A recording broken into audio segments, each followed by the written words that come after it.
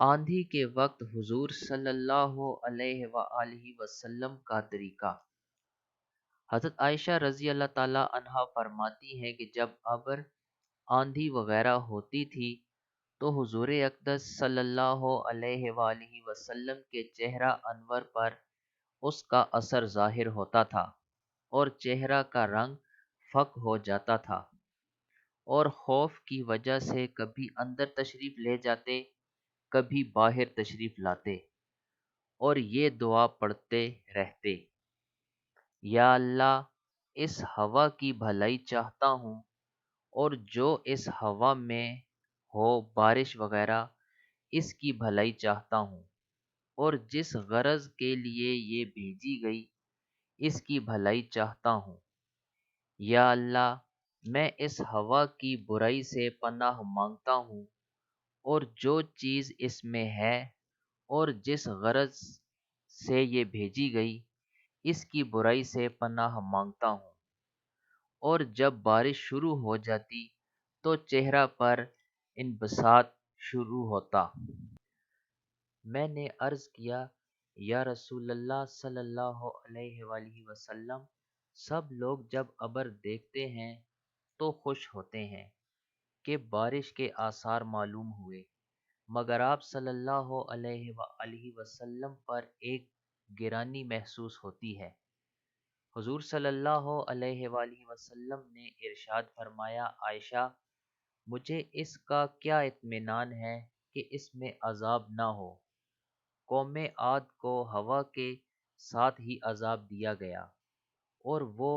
ابر کو دیکھ کر خوش ہوئے تھے کہ اس ابر میں ہمارے لیے پانی برسایا جائے گا، حالانکہ اس میں عذاب تھا۔ اللہ جل شانہ کا ارشاد ہے: ان لوگوں نے یعنی قوم عاد نے جب اس بادل کو اپنی وادیوں کے مقابل آتے دیکھا تو کہنے لگے: یہ بادل تو ہم پر بارش برسانے والا ہے۔ ارشاد خداوندی ہوا کہ نہیں، برسنے والا نہیں، بلکہ یہ وہی عذاب ہے جس کی تم جلدی مچاتے تھے، اور نبی علیہ السلام سے کہتے تھے کہ اگر تو سچا ہے تو ہم پر عذاب لا۔ ایک آندھی ہے جس میں دردناک عذاب ہے،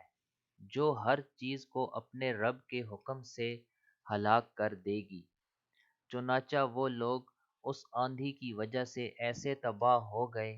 کہ بجز ان کے مکانات کے کچھ نہ دکھلائی دیتا تھا، اور ہم مجرموں کو اسی طرح سزا دیا کرتے ہیں۔ یہ اللہ کے خوف کا حال اسی پاک ذات کا ہے جس کا سید الاولین والآخرین ہونا خود اسی کے ارشاد سے سب کو معلوم ہے۔ خود کلام پاک میں یہ ارشاد ہے کہ اللہ تعالیٰ ایسا نہ کریں گے کہ ان میں آپ کے ہوتے ہوئے ان کو عذاب دیں۔ اس وعدہ خداوندی کے باوجود پھر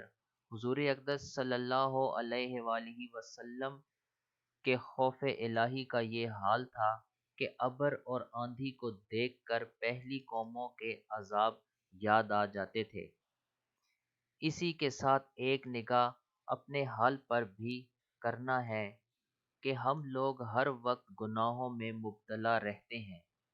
اور زلزلوں اور دوسری قسم کے عذابوں کو دیکھ کر بجائے اس سے متاثر ہونے کے توبہ و استغفار، نماز وغیرہ میں مشغول ہونے کے دوسری قسم کی لغو تحقیقات میں پڑ جاتے ہیں۔